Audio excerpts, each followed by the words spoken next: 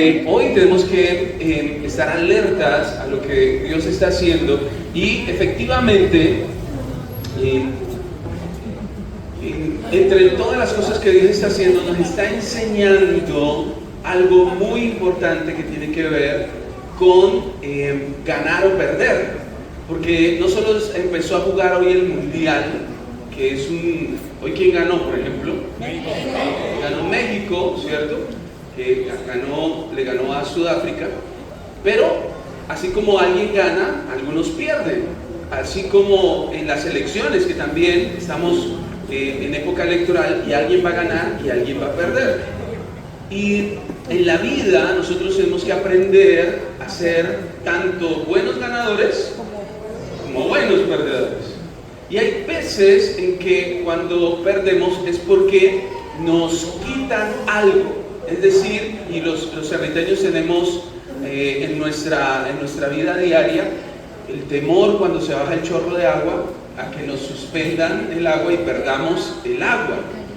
Y viene ahorita incluso la época del fenómeno del Niño, y algunos pronostican que va a durar mucho más de lo que ha durado en los últimos 50 años.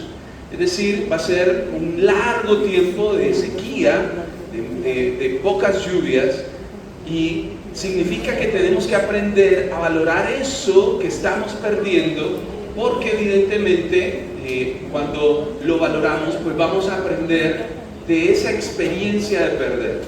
Y por eso el día de hoy yo quiero hablarles con una palabra muy sencilla que está en el primer libro de Reyes y que se titula "O me suspenden el servicio", ¿sí? POV, ¿alguien sabe qué es POV? En inglés es como el punto de vista de alguien, ¿cierto? O como cuando alguien está experimentando algo. Entonces, como cuando a mí me suspenden el servicio. ¿A alguien le ha suspendido alguna vez el servicio telefónico? Porque se le olvidó pagarlo. O porque lo pagó y aún así, claro, se lo quitó. ¿A alguien le han suspendido alguna vez la luz, el agua o el internet, que se le olvida a uno pagarlo y cuando uno trata de conectarse y está sin servicio? Es una experiencia horrible, ¿sí o no?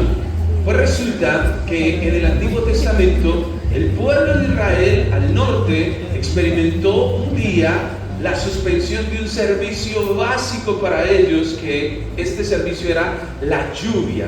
Perdieron el agua. Y al perder el agua, al perder la lluvia, tuvieron que aprender de esa experiencia de pérdida y tuvieron que aprender de toda esa situación, porque en medio de eso Dios estaba hablando. Diga conmigo, Dios está hablándome aún cuando me suspenden el servicio. Y no estoy hablando ahora de servicios públicos. Puede que a ti te suspendan, por ejemplo, la salud. Llega una época donde te quedas en un proceso de tratamiento por un mal diagnóstico, por un problema de salud, y te suspenden el servicio, entre comillas, de buen estado de salud. O te suspenden, por ejemplo, te cortan una relación. Pierdes un amigo, pierdes a tus amigos de colegio, o te quedas soltero, te corta tu relación, tu novio, tu pareja, y quedas en suspensión del servicio de enamoramiento, ¿cierto? Y no tienes ahí quien te abrace, quien te diga cosas bonitas, quien te mande emoticones, porque has perdido una relación. O quedas en suspensión de algo espiritual. Has dejado de orar, has dejado de leer la Biblia, y eso te ha traído un tiempo de sequía espiritual. Por eso esta palabra está dirigida a aquellos que en medio de esa experiencia de pérdida hoy quieren aprender a ver la gloria de Dios en medio de todo eso. ¿Cuántos lo quieren? Y como el tiempo es oro, vamos a leer directamente primer libro de Reyes, capítulo 16, versículo 31 al 33, que dice: no fue suficiente con que Acab, ¿cómo se llamaba el rey de esa época? Cometiera los mismos pecados que Jeroboam, hijo de Nabat, había cometido, sino que además se casó ¿con quién? Con la bruja, con Jezabel, hija de Baal, rey de los sidonios. Entonces Acab comenzó a ¿qué? Servir y adorar a Baal. Acab construyó un templo en Samaria, o sea, no en Jerusalén, sino arriba en Samaria, para la adoración de Baal, y dentro del templo construyó, ¿qué cosa? Un altar. Preste atención a eso. Acab también instaló una imagen para adorar a otra diosa, la esposa de Baal, que se llamaba Aserá. Acab dio más motivos para enojar al Señor Dios de Israel que todos los demás reyes que vivieron antes de él. Tremendo esto, ¿no? Tremendo esta experiencia de Acab, que se convirtió en un hombre, en un rey tan abominable a los ojos de Dios, que cuando se habla de él, se habla como el peor rey de toda la historia de Israel. Pero él no estaba solo, venía en pareja. ¿Cómo venía ese rey? En pareja.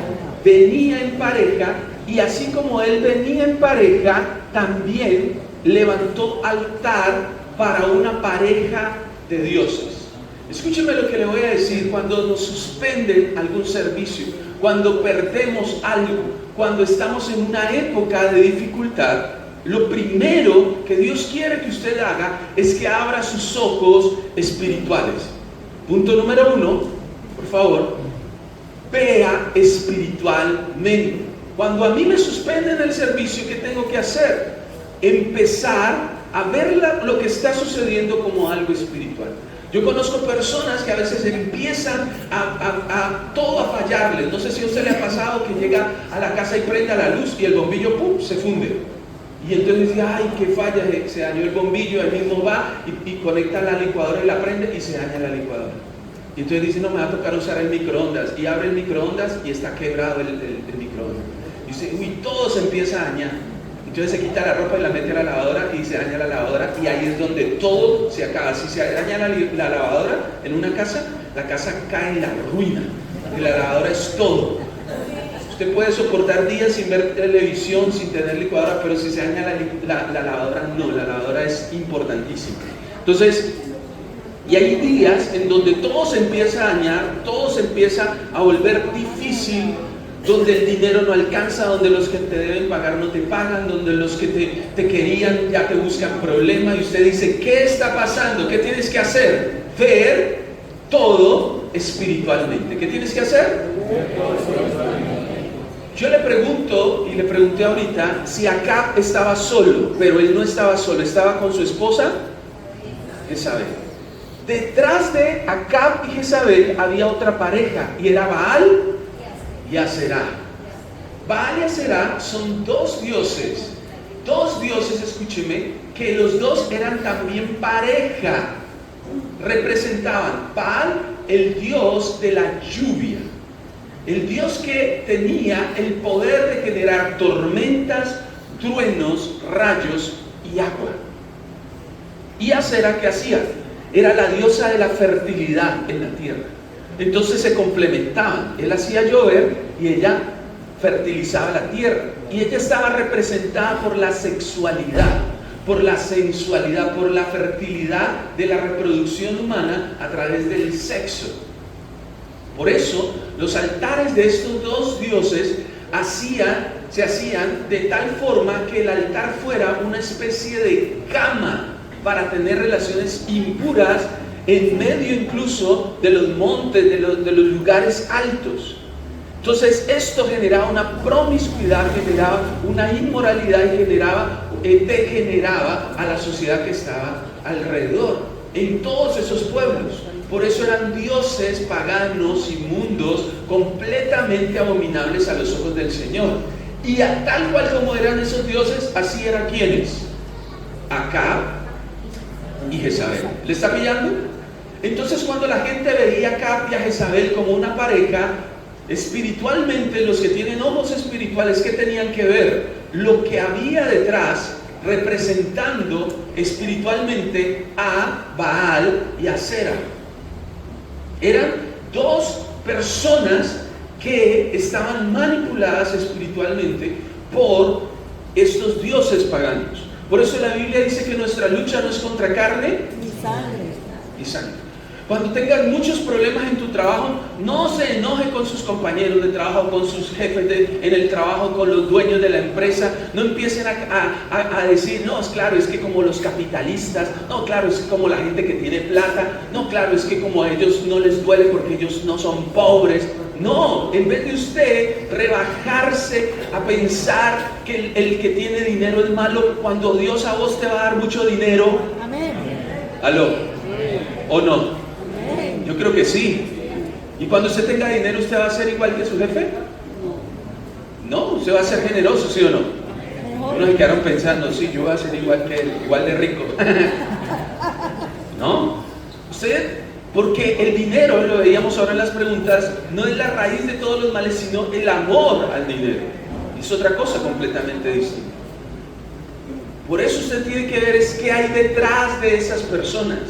Cuando alguien te invite a hacer algo incorrecto, usted no solo debe ver la persona como, no, es que él es un amigo, una amiga, no, es que él tiene la intención de ayudarme, no. ¿Qué hay detrás de esa persona? Que supuestamente te quiere ayudar, pero esa ayuda es para que hagas algo incorrecto, es para llevarte por caminos de confusión, de pecado, de inmundicia, como quería hacer esta parejita de reyes a través de estos dioses paganos. Por eso, escúcheme lo que le voy a decir. Tus dificultades, las cosas que estás perdiendo, que sientes que no puedes avanzar, solo son una manifestación física de algo que está pasando en el mundo espiritual. ¿Alguien lo está entendiendo? Dígame amén. Hermano, usted y yo somos, por favor escúcheme acá, allá atrás, por favor presten atención. Usted y yo somos capaces, por la integridad que Dios nos ha dado de los dones del Espíritu Santo, de discernir lo que hay detrás de lo que nos sucede. A mí me ha pasado que así como se empieza a dañar todo, hasta el carro se empieza a molestar cuando algo espiritual se manifiesta. Y nos ha tocado poner las manos encima del carro, orar por él, reprender todo espíritu de chatarra. Porque empieza a sacarle plata a uno que se daña cada rato, que se daña y que no anda y entonces uno empieza a gastar dinero en eso y hasta que uno dice, bueno, pero algo pasa aquí, ¿qué está sucediendo? Hasta el carro a veces hay que reprenderlo porque detrás pueda existir algo que no vemos materialmente, físicamente, pero que está en el mundo espiritual. La Biblia habla de estas plagas, sino que en la palabra de Dios para todos, no me acuerdo cómo dice, pero en la Reina Valera dice el zángano, ¿cierto? Las plagas, amor, la langosta, el saltón, es que dice en la Reina Valera, el revoltón, ¿cierto? Y el revolcón que le da a uno toda esa plaga, que en la Reina Valera, pero es esto que habla de esas plagas que se empiezan a comer todo lo que está a nuestro alrededor, lo que es nuestro, lo que nos beneficia. Hermano, eso es espiritual. Y por lo tanto usted debe atacarlo ¿cómo? Espiritualmente. Usted no puede atacarlo de cualquier forma. Y por eso me gusta lo que viene en el siguiente pasaje. El versículo 34, después de presentar a Acab, amplían y dice, durante la época de Acab, Hiel de Betel construyó de nuevo la ciudad de ¿qué? La que había destruido, ¿quién? ¿Se acuerda? ¿Quién destruyó Jericó? Josué. Josué destruyó Jericó. Y había pasado aquí, más o menos, ¿cuántos años? Unos 700 años de haber destruido a Jericó. Y Josué dice, cuando comenzó la obra murió Abirán, su hijo mayor, y cuando puso las puertas de la ciudad murió su hijo más joven, Segub. Ocurrió tal como el Señor anunció que ocurriría cuando habló por medio de Josué, hijo de Nun. Escúcheme, cuando Josué entró a la tierra prometida, la primera ciudad que destruyó, que conquistó, fue Jericó. Y él puso una maldición y dijo que iba a morir sus hijos, los hijos de aquel que tratara de volver a construir esa ciudad. Y eso pasó 700 años después. ¿Alguien está escuchando eso? ¿Por qué es importante esto? Porque significa que el mundo espiritual está totalmente activo. 7 siglos después, y aún así se cumplió la palabra que un hombre dijo de parte de Dios. ¿Se cumplió o no se cumplió? Pero Acab no veía eso. Acab ni sabía que, incluso algunos aquí ni sabían que había una maldición sobre Jericó. Y yo le pregunto de parte de Dios, ¿usted a cuántas maldiciones habrá en tu contra que usted ni conoce y que no te están dejando salir adelante en el día a día? Que están vencidas en el nombre de Jesús, diga amén. Pero que usted tiene que verlas y discernirlas en el mundo espiritual para poder entender qué es lo que está pasando.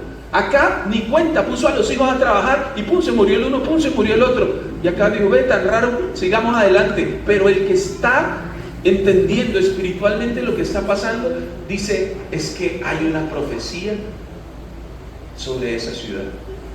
Tengo que discernirla. Tengo que atender espiritualmente lo que me está pasando. ¿Tienes problemas en tu familia? Pregúntate qué está pasando espiritualmente en tu casa. ¿Qué está pasando espiritualmente con tus hijos? ¿Qué está pasando espiritualmente con tu matrimonio? Pregúntate qué está pasando espiritualmente con tus finanzas, con tu salud. Pregúntate qué está pasando espiritualmente con Colombia. Gracias por el amén. ¿Cuántos aman Colombia? Amén. ¿Cuántos oran por Colombia? Amén. Este tiempo, hermano, es más espiritual que cualquier otra cosa. Porque si algo busca Satanás es dividir, confundir y destruir. Todo el tiempo Satanás quiere hacer eso. Y por eso usted y yo tenemos que discernir espiritualmente. Pero quería pasar de una vez, por temas de tiempo, al siguiente nivel. Y es el que les digo que está en el primer libro de Reyes, capítulo 17, versículo 1. Es decir, en el siguiente capítulo empieza la presentación ya no de los dos reyes, esta pareja inmunda, sino del que los va a enfrentar espiritualmente. Elías era un profeta de la aldea de Tisbe, que está en Galaad. Fue y le dijo al rey Acab: vengo de la presencia del Señor viviente, el Dios de Israel. Por su poder te aseguro que ni lluvia ni la hermana Rocío caerán en los próximos años hasta que yo le dé. Pero un momentico, acabamos de ver en el capítulo anterior que se presentaron dos reyes que adoraban dos dioses, que los dos tenían el control de la lluvia y de la tierra, de la siembra y la cosecha. Pero ahora llega un hombre que dice que estuvo en la presencia de Dios y que Él cierra los cielos. ¿Por qué esto es poderoso? Siguiente nivel, dice, punto número 2. Ojo, cuando me suspenden lo básico. ¿Qué es lo básico? El agua. El agua. ¿Qué está haciendo Elías? Con que Baal tiene poder sobre la lluvia. Les voy a demostrar que Baal, primero, es un dios falso, no existe. Segundo, que ustedes están engañados. Y tercero, que el único que tiene el poder sobre la lluvia, sobre la tierra, sobre todo lo que existe, se llama Jehová de los ejércitos, el Dios viviente. ¿Cómo lo demuestra? Diciendo, hasta nueva orden no llueve. No, pero un momentico que le vamos a levantar unos altares a Baal, que vamos a prenderle fuego, velas, vamos a hacer sacrificios, vamos a hacer de todo, ofrenda, lo que sea que Baal pida lo daremos. Y como Baal es el Dios de la lluvia y de los truenos, Él nos va a enviar la respuesta. Y pasó un año y nada. Pasó el segundo año y nada. Y pasó el tercer año. Oiga, 3 años de sequía. ¿Se imagina un fenómeno del niño así? Uno lo piensa, uno dice, tremendo. Si uno 2 días sin agua, 3 días sin agua, imagínese 3 años sin agua. 3 años donde no hay lluvia. ¿Por qué Dios les quitó lo básico? ¿Porque Dios es malo? ¿Porque Dios los quería ver que tuvieran sed y que pasaran necesidad y no hubiera alimento en Israel? No, escúcheme, porque Dios estaba librando una batalla espiritual contra los demonios a los cuales Israel les había abierto la puerta y la entrada. Es que Israel, escúcheme, el rey había establecido un templo, altar y presupuesto para adorar demonios en Israel. Y en esos 3 años lo que Elías estaba haciendo a través del Espíritu de Dios era librando una batalla. Escúcheme, cuando nos falta lo básico, cuando usted no alcanza a cumplir el mes, cuando usted siente que le está yendo mal, usted no puede rendirse porque está en plena batalla. Usted no puede decir, ay no, yo mejor me dejo de congregar porque aquí como que no me está yendo bien, voy a intentar en otro lado. Al contrario, tienes que permanecer firme, porque cuando nos falta lo básico es porque Dios nos está entregando el poder que Él envía espiritualmente para que tengas victoria. Amén. Porque mientras a ti te falta la lluvia, escúcheme, el que está muriéndose de sed es Baal. ¿Lo está entendiendo? No tengo tiempo de explicarlo, pero cuando quiera usted lo lee. En ese capítulo es impactante porque a los profetas de Dios nunca les faltó el agua. Dios envía, ahorita lo vamos a ver, al mismo Elías para que tome agua de un arroyo. Pero nunca les faltó lo necesario a los hijos de Dios, pero se estaba pasando una fuerte crisis. Yo quiero que hoy usted, de parte del Señor, no vuelva a quejarse en medio de la escasez. ¿Escuchó lo que le dije? Sino que como usted ya discierne espiritualmente lo que está pasando, usted diga, Señor, muéstrame por qué cerraste los cielos. No es para tratarme mal a mí, es para vencer a algo espiritual que me estaba atacando, y que si yo no ayuno, si yo no oro, no lo voy a ver derrotado debajo de mis pies. Por lo tanto, voy a pararme en la brecha a orar. ¿Alguien está entendiendo? Que usted abre la nevera y no hay nada, ayune en el nombre de Jesús. ¿Sí o no? Usted dice, ve, no hay nada para comer. Ay, en vez de decir, ay Señor, ¿por qué a mí? Usted dice, ve, el Señor quiere que yo ayune. Bendito Dios, vamos a ayunar.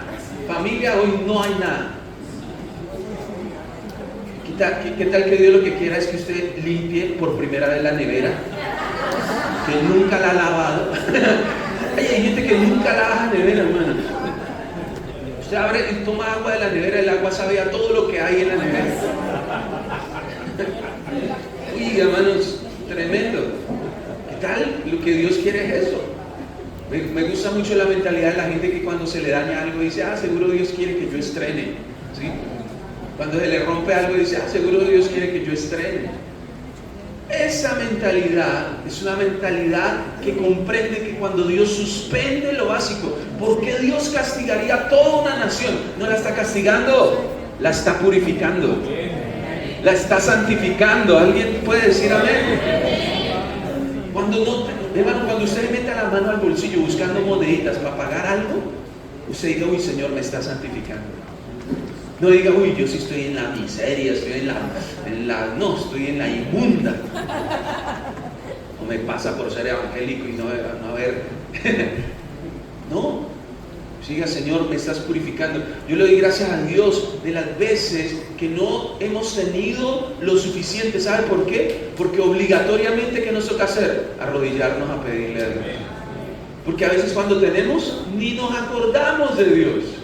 A veces cuando tenemos, comemos, pagamos, ni agradecemos por los alimentos. Ni un Señor, gracias por esos alimentos. Nada de eso. Uno harta, come, quiere más, deme más.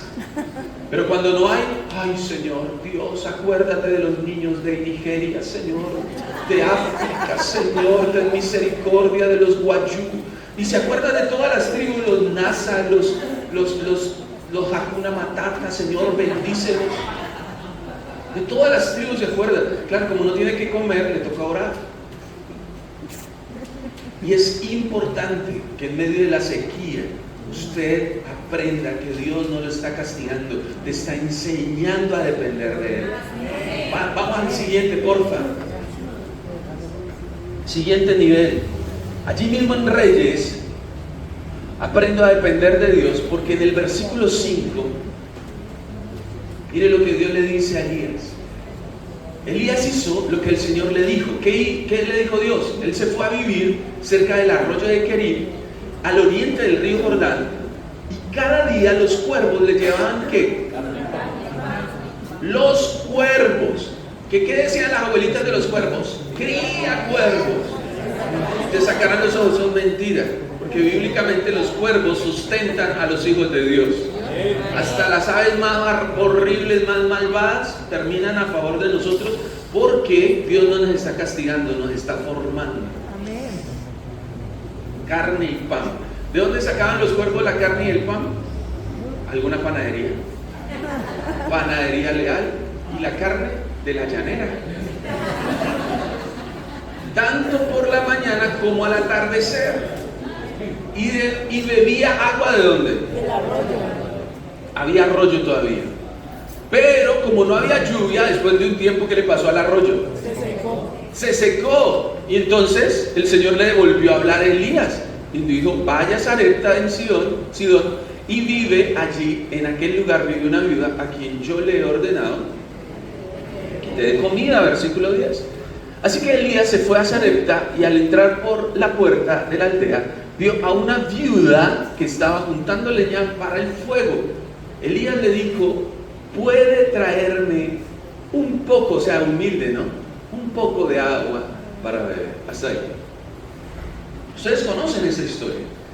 Ustedes conocen que la señora no tenía ni agua, pero ella dice: bueno, le voy a traer agua. Pregunto, ¿en medio de la sequía el agua es costosa o barata? Es costosa. Costosa. Y él está pidiendo un poquito de agua, que un vaso de agua no se le niega a nadie. Pero ojo, esta mujer, cuando recibe la invitación a que le den agua, a que le dé agua al profeta, ella va por el agua y él dice: y si se te enreda por ahí unos pancitos y con queso y leche. Y ella dice: no, hombre, yo a duras penas tengo un poquito de harina y aceite para hacer unas tortillas. Ahorita hago unos taquitos ahí y ya, para mi hijo y para mí, y nos vamos a echar a morir, porque ya no hay nada. Usted sabe que todo esto está en sequía. Y esta mujer, usted sabe también que recibe una orden de parte de Dios a través del profeta, que le dice: la harina no escaseará, ¿cierto?, en la tinaja, ni el aceite escaseará en la vasija. ¿Se acuerdan o no? ¿Y qué pasó? Que ella pudo sostener al profeta y sostenerse ella por mucho tiempo, dice la Biblia. Ojo, cuando nosotros estamos en momentos de sequía, aprendemos a depender juntos de Dios, porque Dios le da la orden a Elías que primero lo va a sustentar unos cuervos, que beba de un arroyo. Pero cuando el arroyo se seca, Dios vuelve y le habla, le dice: vaya donde la viuda. Y cuando habla con la viuda le dice: escuchó mal, porque aquí estamos peor que usted. Y Dios vuelve y le habla y le dice: no, es que ahí voy a hacer un milagro. Y cuando viene el milagro, entonces viene el sustento. Total dependencia de Dios. ¿Usted no le ha pasado que a veces Dios le da una orden y usted obedece y antes le va peor? Y usted dice: ¿y qué pasó? Si yo fui obediente, ¿por qué me fue peor? Porque Dios quiere que dependas de Él en cada parte del proceso, en cada paso que tú des. Lo que pasa es que nosotros creemos que como somos ya cristianos evangélicos, nazarenos, cerriteños, bayunos, entonces ya todo está solucionado. Simplemente es que yo vengo a la iglesia, canto 3 alabanzas, escucho la predicación, voy y compro una empanada y me voy bendecido. Ya con eso ya estoy bendecido, todo lo que hago prospera, todo le pongo la mano florece, todo lo que vivo. Hermano, no, así no es la vida cristiana. ¿Aló? Así no es la vida cristiana. Eso es una falacia, eso es una mentira, es una ilusión. La vida cristiana es depender de Dios todos los días. Cuando no vemos nada, tenemos fe. Cuando no vemos resultados, creemos en que el resultado lo dará Dios. Cuando la gente nos paga mal, aunque nosotros hacemos bien, no nos cansamos de hacer el bien. ¿Por qué? Porque dependemos de Dios. Entonces, ojo, el profeta Elías, que tenía autoridad para cerrar los cielos, estaba dependiendo de una viuda. ¿Usted sabe qué es depender de una viuda? En esa época, depender de una viuda era depender de la persona más vulnerable. A ver, Haga de cuenta que alguien le diga, usted va a depender de un desplazado de la violencia, víctima de una mina quiebrapatas, y esa persona te va a sustentar. Ya está la persona así. Y usted dice, ¿y esta persona no tiene un piecito? ¿Y cómo me va a ayudar? Y Dios le dice, esa persona te va a ayudar. Y usted dijo, pero en serio. Y él así, yo te voy a ayudar. ¿Por qué? Porque Dios necesita que entiendas que Él puede usar como instrumento de bendición a quien Él quiera. Aló. Dios puede usar a quien la gente quiere hablar es con el alcalde. Estuve la semana pasada esperando al alcalde un poco de tiempo ahí, espere y espere en la oficina. Y usted no imagina la cola de gente que entró y salió. Unos que con una escoba, con un trapeador que necesitaba, que no tenía para comprarlo, que le regalaba, que otros con un mercado, otros con una cobija, otros con filas de gente, todos haciendo fila para que el alcalde les regale algo. Todo el tiempo. Y yo decía, tremendo, tanta necesidad. Pero de una yo decía, en mi corazón y en mi mente yo reflexionaba, ¿cómo se sentiría Elías dependiendo de alguien a quien él debería ayudar? Y lo ayudó con un milagro total. Pero esa mujer sustentó al profeta. Porque esa mujer, escúcheme, representa a la iglesia del Señor. Si me puede prestar atención en esto, es muy importante. La iglesia del Señor, escúcheme, es un organismo vivo representado siempre en forma de mujer en toda la palabra de Dios. Una mujer como la novia que va a casarse con el Cordero. Una mujer en Apocalipsis que corre hacia el desierto para protegerse del dragón que persigue a su bebé que está gestando ella. La iglesia del Señor, escúcheme, el pueblo de Dios es representado como una mujer. Nosotros, la iglesia, aunque tenemos muchas dificultades, aunque somos vulnerables, hay desplazados, hay madres cabezas de hogar, hay personas sin empleo, hay niños, todos los que estamos acá, por más vulnerables que somos los que sustentamos el mundo. Somos los que tenemos la sal y la luz para este mundo. Los que tenemos ayuda mucho más grande que la que un alcalde le pueda dar a una persona. Gracias por el amén, hermano. ¿Sabe por qué? Porque Dios está con nosotros y en este lugar no escaseará ni la harina ni el aceite. La unción está en este lugar. Los milagros están en este lugar. No dejan de ocurrir milagros en este lugar. ¿Por qué? Porque sustentamos, bendecimos, ayudamos, estamos dependiendo de Dios. Por eso cuando entre por esa puerta alguien que usted no conozca, bendígalo, salúdelo. Directamente dígale, ¿cómo estás? No te conozco, mire, mi nombre es tal, me presento, llevo 2, 3, 5 años acá en la iglesia. ¿Quién te invitó? ¿Alguien puede hacer eso? Pregúntale al que está a su lado, veamos quién te invitó a la iglesia cuando recién llegaste. Cuando usted recién llegó, ¿quién lo invitó? Alguien lo tuvo que invitar, ¿no? No falta el que diga, no, yo vine porque quise, a mí no me pagaron. ¿Bien? Yo vine porque quise. Eso es tremendo. Porque cuando alguien entra por esa puerta, y si yo no lo conozco, significa que es alguien nuevo, alguien importante, alguien al cual tenemos que acoger porque necesita algo de parte del Señor, y yo que dependo de Dios le puedo bendecir. Por eso, por último, cuando todo escasea, cuando estoy siendo desafiado por la necesidad, número 4, aprendo a dar lo que yo quiero recibir. Y ahí está el primer libro de Reyes 18:30, en el capítulo 18. Está la escena donde Elías le dice a todo el pueblo, reúnanse conmigo, porque hay una batalla entre los profetas de Baal y de Acera contra Elías solito. Y se acuerdan que ellos habían hecho un altar para que cayera fuego del cielo, porque el fuego era supuestamente la respuesta de Baal, que tenía el poder del rayo, y que iba a caer un rayo encima de ese altar, y ellos toda la noche pidiendo ese rayo, toda la noche danzando, toda la noche orando. ¿Y qué pasó? Nada. Y entonces viene Elías, reúne al pueblo Así que todo el pueblo estuvo junto a Elías y el altar del Señor había sido ¿qué? Destruido. ¿Se acuerdan que hace 2 capítulos había un par de reyes que habían levantado altares para dioses paganos? Pero el altar de Dios, ¿cómo estaba?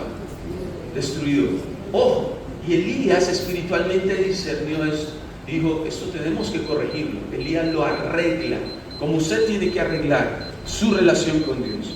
Y Elías encontró 12 piedras. ¿Qué significa el número 12? Las 12 tribus de Israel, el gobierno de Dios. Una por cada una de las 12 tribus nombradas por los 12 hijos de Jacob, a quien el Señor había llamado Israel. Hasta ahí normal. Pero Elías usó las piedras para arreglar el altar en honor al Señor y después hizo una zanja alrededor del altar que podía contener 15 litros del preciado líquido que no había durante 3 años y que era carísimo. Versículo 33. Y luego Elías acomodó la madera en el altar, cortó el toro en pedazos, los colocó sobre la madera, se tomó su tiempo y luego les dijo, llenen 4 jarrones de agua y derramen toda el agua sobre los pedazos de carne. Y luego dijo, háganlo de nuevo. Y después dijo, háganlo otra vez por tercera vez. Ojo, entienda que Elías no fue a conseguir el agua. El agua era escasa, el agua era costosa, pero Elías no consiguió el agua. ¿Ustedes quieren ver un milagro? Traigan agua, traigan lo que más cueste y lo que más necesitamos. Y lo ponen en el altar. Y el agua corrió hasta llenar la zanja alrededor del altar. Y al momento del sacrificio de la tarde, o sea, pasó todo el día en eso, el profeta Elías se acercó al altar y oró así. Esta es la oración que hizo Elías tal cual. Señor, Dios de Abraham, de Isaac y Jacob. O sea, recordó la promesa de Dios. Ahora te pido que des una prueba de que tú eres el Dios de Israel y que yo soy tu siervo. Excelente oración. Siempre declare que Él es Dios y que usted es su hijo. Muéstrales que tú me ordenaste que hiciera todo esto, que no soy malo por cortar el servicio del agua. No soy malo, yo no soy Aquavalle. No soy como los malvados de Aquavalle que nos quitan el agua. No, sino que tú me enviaste esta orden. Señor, atiende mi oración. Muéstrale a la gente que tú, Señor, eres Dios. Así la gente sabrá que tú los estás haciendo. ¿Qué? ¿Para qué era todo esto? Para que ellos se arrepintieran, para que ellos conocieran el poder de Dios. Ya está el versículo 41, por favor. Así que el Señor hizo ¿qué? Bajar fuego que quemó el sacrificio, la madera, las piedras e incluso la tierra alrededor del altar. El fuego también secó el precioso líquido que era caro, costoso, difícil de conseguir, que todo el mundo tenía sed, lo veía correr por el altar y decía, ay, yo quiero esa agua. Pero esa agua no era para ellos, era para Dios. Sigue. Todo el pueblo vio esto, se postró y comenzó a decir, el Señor es Dios, el Señor es Dios. Entonces Elías dijo, atrapen a los profetas de Baal. Ese Elías ni trajo el agua ni los atrapó, él todo lo decía desde acá. Atrápenlos, traigan agua, córtenle la cabeza. No, eso sí lo hago yo. Que no escape ninguno. Así que la gente los capturó, Elías los llevó al arroyo de Quizón y los mató él a todos. 850 cuellitos. 850. Quedó con la mano engarrotada. Entonces Elías le dijo al rey, último versículo, acá, el del primer versículo que leímos, ahora come, rey. Ni siquiera le da la noticia como algo malo, sino como algo bueno. Coma y beba porque viene una lluvia fuerte. Iglesia, ¿qué viene?